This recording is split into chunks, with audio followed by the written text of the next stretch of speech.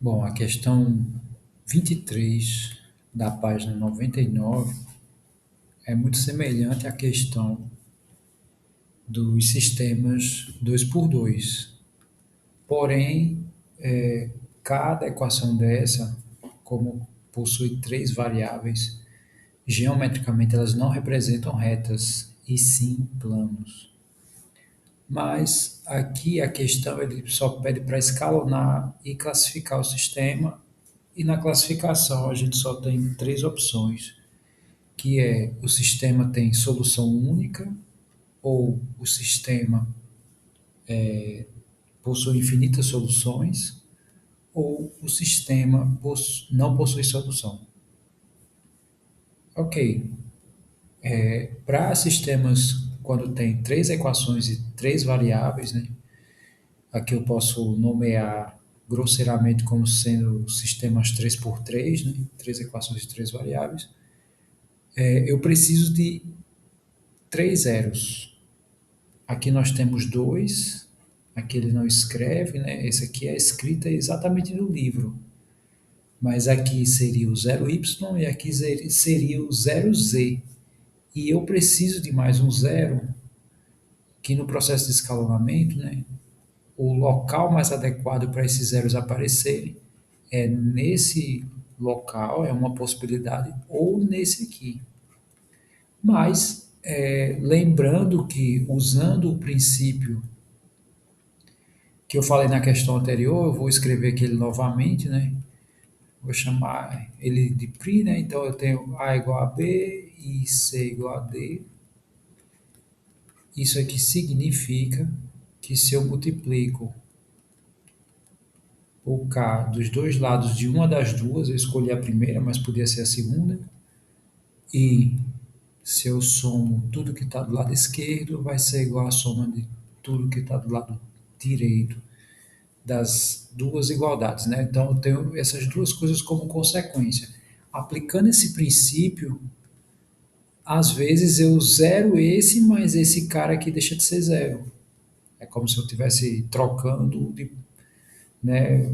Enfim, que o ideal é que eu conseguisse zerar ele e esse continuasse a ser zero. E nem sempre a gente consegue isso. Mas, ok, eu tem mais uma coisa, né? O processo de escalonamento ele não é único.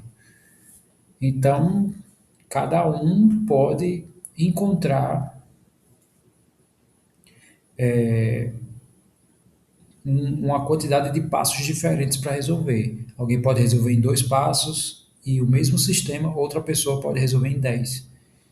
Tá, a primeira coisa que a gente vai fazer aqui é o seguinte: eu vou chamar aqui P minúsculo, P1, P2 e P3, e em referência a planos, né, já que cada equação dessa é um plano.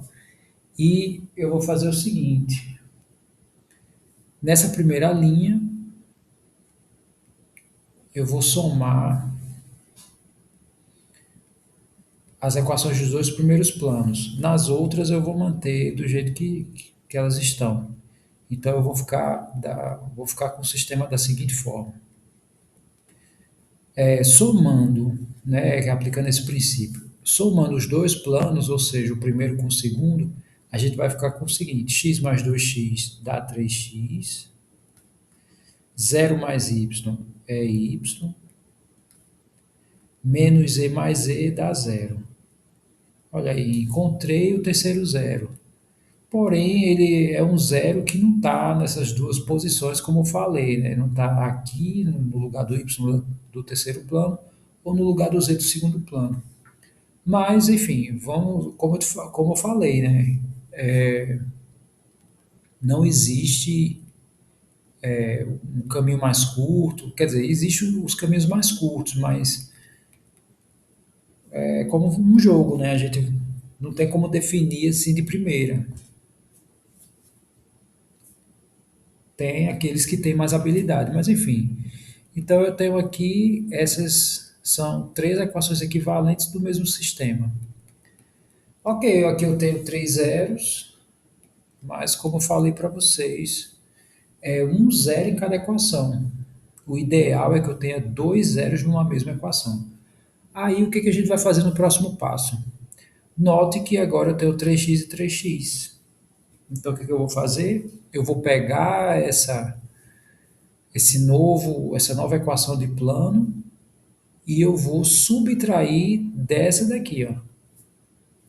Que aí eu vou obter uma linha com dois zeros, que no caso vai ser a terceira linha. Eu vou ter esse zero e esse cara, quando eu subtrair, vai passar a ter zeros, três zeros, e com isso eu.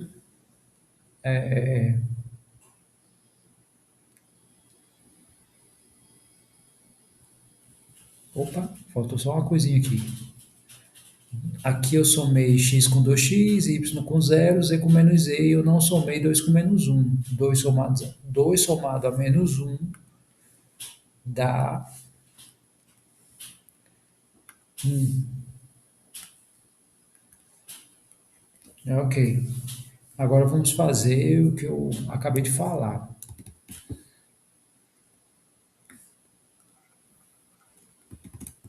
Então, eu vou escrever essa primeira equação como P1 mais P2 mesmo, né? Não vou chamar de outra forma. Então, ela eu vou manter do jeito que ela está. P1 mais P2, a primeira, né, das três equações, eu vou manter do jeito que está. A segunda, também não vou mexer nela.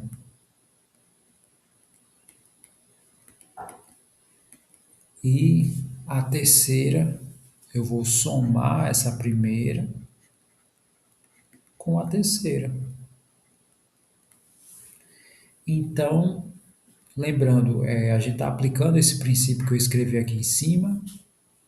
Eu vou somar tudo que está do lado esquerdo, né? No caso, eu vou somar todas essas expressões, ou subtrair, e vou somar ou subtrair tudo que está do lado direito. No caso aqui, é a subtração, é a operação que eu vou fazer. Então, eu posso somar ou subtrair. Eu vou acrescentar aqui o sinal de menos, pode ser A mais C, B mais D. Também, se eu fizer A menos C, tem que dar a mesma coisa de B menos D, dado que A é igual a B e C é igual a D. Então, fazendo a subtração, a gente vai ficar com 3x menos 3x dá zero, mais y menos y também dá zero, mais zero menos zero dá zero, e um menos um dá zero também. Ou seja, zerou uma das linhas, e nós já vimos pelo outro sistema que quando isso aqui acontece, o sistema possui infinitas soluções. Pelo menos a gente tinha visto isso lá nas retas. Aqui, isso se repete também. Bom, eu não falei isso em sala, mas é muito comum isso, apresentar a cara da solução. E como é que eu apresento a cara da solução?